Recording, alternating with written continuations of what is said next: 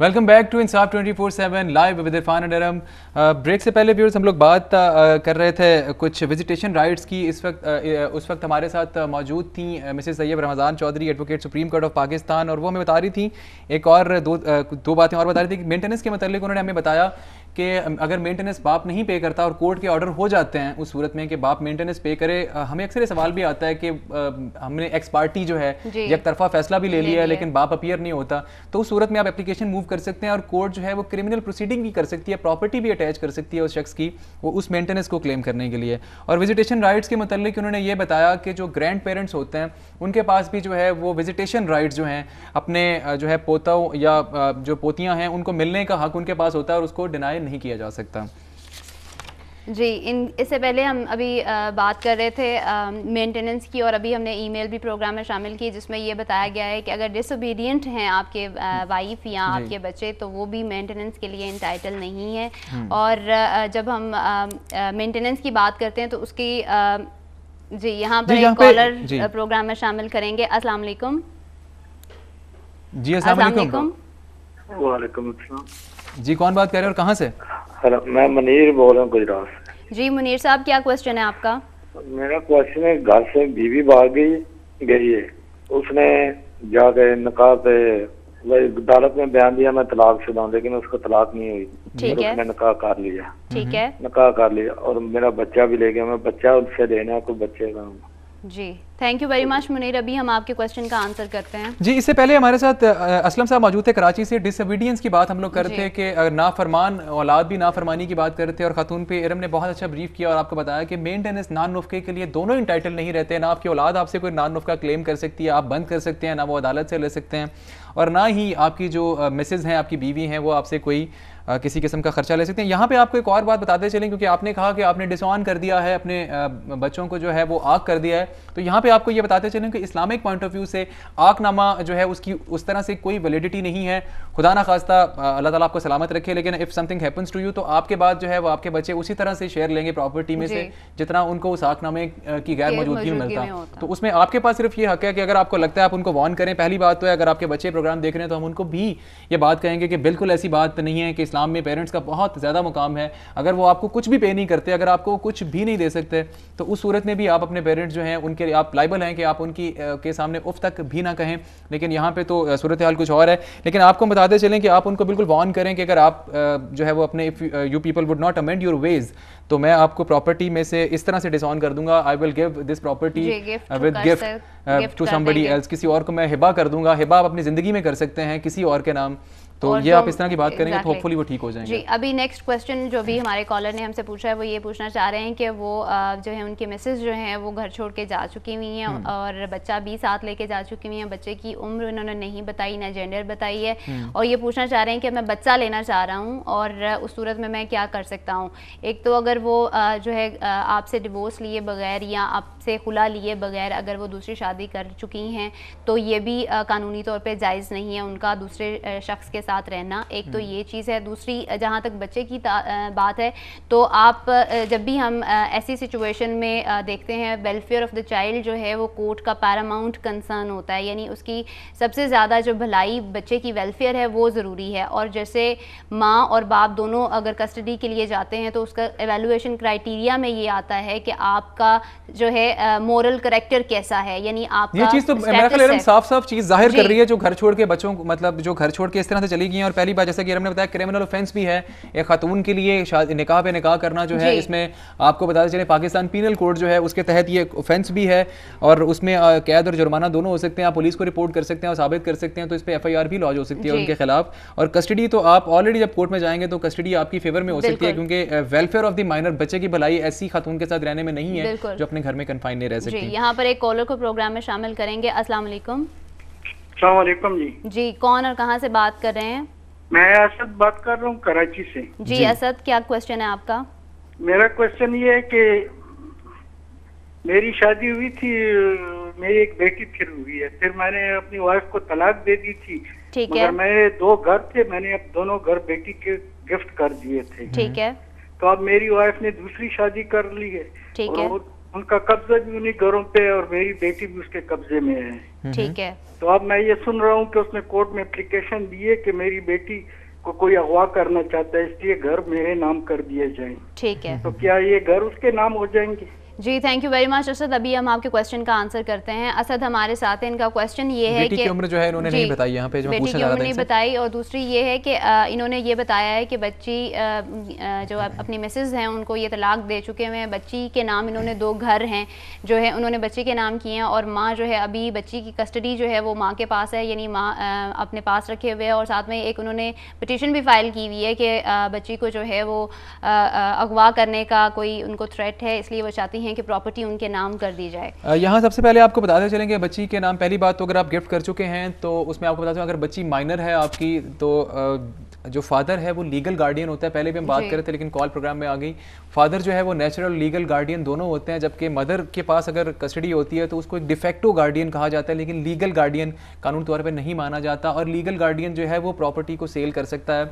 Legal guardian में आपको बताते चलें कि फादर होता है, हमारे दूसरे व्यूअर्स को भी हम बताते चलें, फादर है, ग्रैंड फादर है, या कोई भी ऐसा शख्स जिसको बाप या दादा ने जो है वसीयत करके या किसी भी इंस्ट्रूमेंट के जरिए कस्टोडियन मुकर्रर किया, वो लीगल गार्डियन होते हैं। उनकी वालदा जो है वो कोर्ट से परमिशन लिए बगैर प्रॉपर्टी को सेल नहीं कर सकती। बिल्कुल ठीक है, उन्होंने कोर्ट से परमिशन लेने के लिए जो है ये चीज़ लिखी है, तो आप उसको बिल्कुल अपोज कर सकते हैं। आप बच्चे की कस्टडी के लिए आप केस कर सकते हैं कोर्ट में कि सेकंड मैरिज कर चुकी हैं, और अगर बच्ची की उम्र जो है यहाँ पे वो इतनी सफिशेंट है कि वो कोई इंटेलिजेंट प्रेफरेंस दे सके यहाँ पे, तो कोर्ट बच्ची से भी पूछेगी कस्टडी के लिए और वो कस्टडी आप तक पहुँच जाएगी। यहाँ पे एक और बात बताते चलें कि अगर माइनर की प्रॉपर्टी डिफेक्टो गार्डियन, जैसा कि उनकी मदर अगर वो प्रॉपर्टी सेल कर भी देते हैं, तो जब भी बच्चा बलूगत को पहुँचता है यानी बड़ा हो जाता है 18 साल की उम्र के बाद, बल्कि इन केसेस में 21 साल की उम्र के बाद, उसके बाद बच्चे के पास ये टाइम होता है कि वो सर्टेन पीरियड तक जो प्रॉपर्टी उसके बच्चे होते हुए जो है वो सेल कर दी गई थी, उस प्रॉपर्टी को वो के बारे में चैलेंज कर सकता है, उस सेल डीड को, उस एग्रीमेंट को वो चैलेंज कर सकता है। बिल्कुल। यहाँ पर एक कॉलर को प्रोग्राम में शामिल करेंगे। अस्सलाम वालेकुम।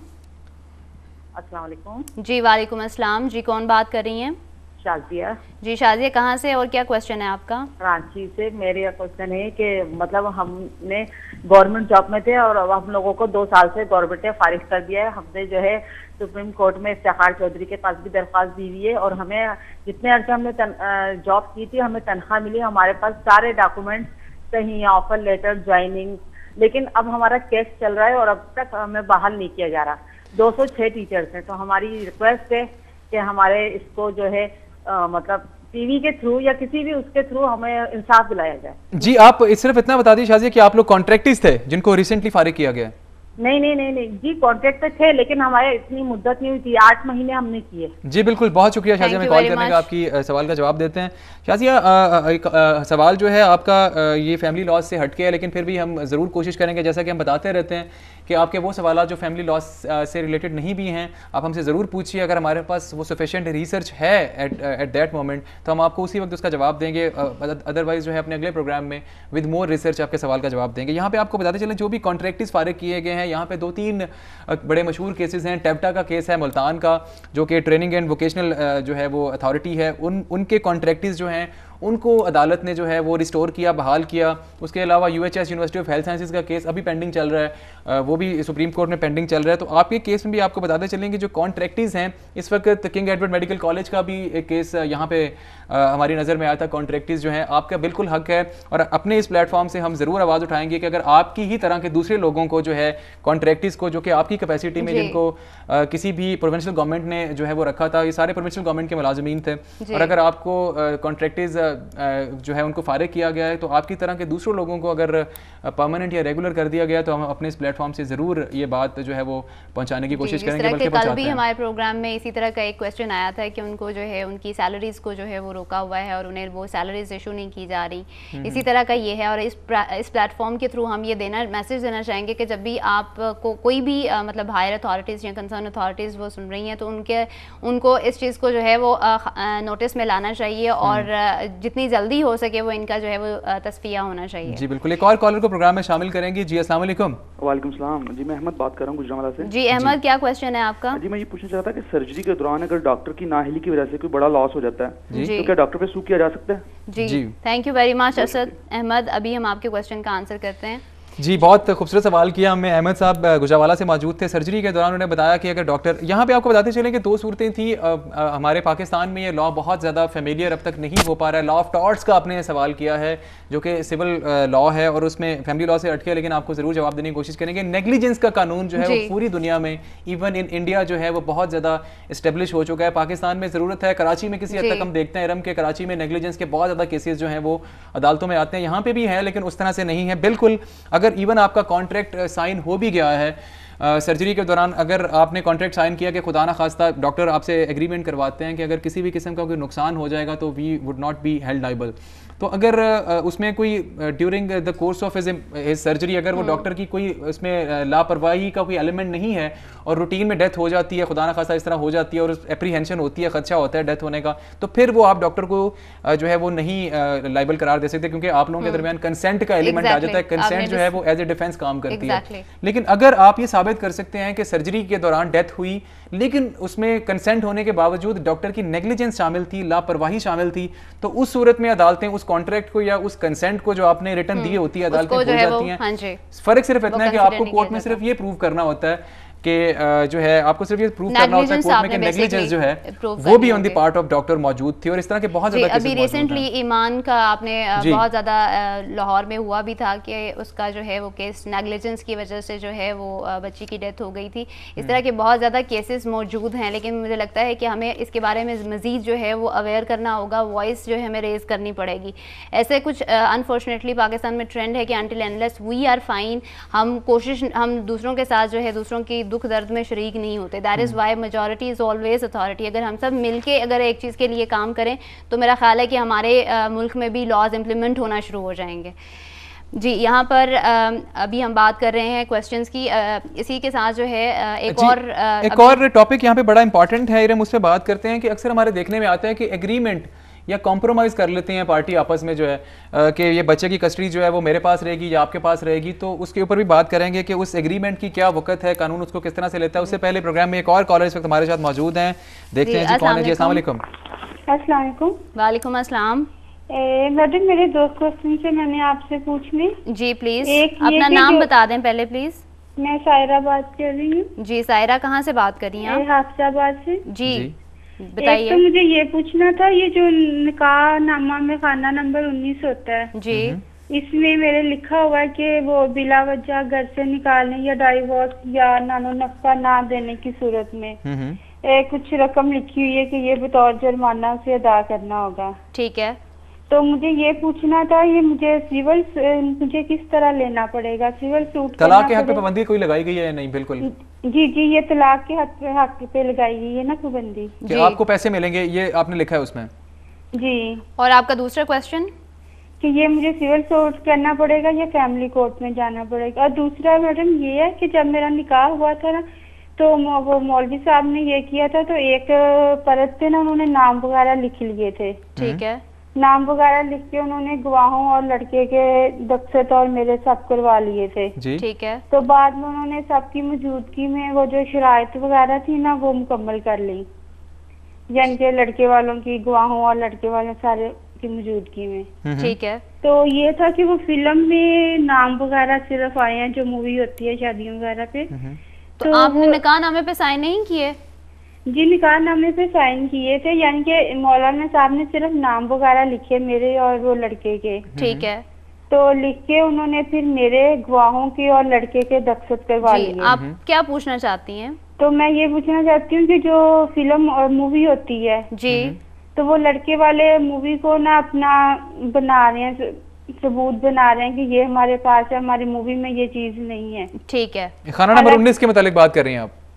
जी नहीं, ये खाना नंबर 19 का तो मैंने वो पूछा ना कि डाइवोर्स और वो नाना नफका ना देने की सूरत में कुछ आप मुझे सिर्फ इतना बताइएगा, जो मूवी में वो क्या प्ली ले रहे हैं, वो क्या कह रहे हैं कि मूवी में अब मैं वो जो चीज शो कर रहे हैं कोर्ट में, वो क्या बता रहे हैं कि क्या चीज आपके हक में नहीं है? ये चीज शो कर रहे हैं कि वो जो है ना, हमने शराइत वगैरह लिखी हुई है जी, वो इन्होंने बाद में बैठ के लिखी थी गवाहों की मौजूदगी में। जी बिल्कुल, मौलाना साहब ने सिर्फ साइन वगैरह करवा लिए थे। ठीक है Saira, thank you very much. अभी हम आपके क्वेश्चन का आंसर करते हैं। जी इस वक्त सायरा हफ्जाबाद से मौजूद थे और कल की तरह आज फिर प्रोग्राम के हमारे पास सिर्फ चंद मिनट्स जो हैं प्रोग्राम को वाइंड अप करने के लिए इस वक्त बाकी हैं। आपको सिर्फ इतना बताते चलें कि खाना नंबर 19 के लिए आपने हमसे पूछा कहाँ जाना पड़ेगा, तो आपको ये बताते चलें कि फैमिली कोर्ट्स के पास ये इख्तियार समाअत नहीं है, आपको इसके लिए सिविल कोर्ट में जाना पड़ेगा कि जो स्पेशल कंडीशंस किसी भी किस्म की आप आयद करते हैं फैमिली कोर्ट्स जो हैं उसके लिए इख्तियार समाअत नहीं रखती। बाकी मज़ीद जो है हम कल के अपने जो है वो अगले वीक में जो है जब अपने जो नेक्स्ट मंडे जो है वो अपने प्रोग्राम में आपके सवाल को जो है वो डिटेल में जरूर शामिल करेंगे। और जो है जिस तरह की आपको पता है कि all good things have to see an end, हम भी अपने प्रोग्राम के कंक्लूजन पे पहुंच चुके हैं। हमारा ऑब्जेक्टिव और मोटिव यही है कि हम आपको जो आपका स्टेट और रिलीजन आपको आपके राइट्स देता है उसकी अवेयरनेस यानी उससे रोशनास करवा सकें, और जब आप अपने राइट्स से अवेयर होंगे तभी आप जो है वो अपने लिए और दूसरों के लिए इंसाफ के हसूल को मुमकिन बना सकेंगे। हमारी इस कोशिश में हम आपकी मदद करने के लिए 24 hours a day 7 days a week यहाँ मौजूद हैं, but the condition is you have to write to us, हमें लिखते रहिएगा so that we could help you in a very better way. Thank you very much for watching Insaf 24/7 live with Irfan and Aram. Allah Hafiz.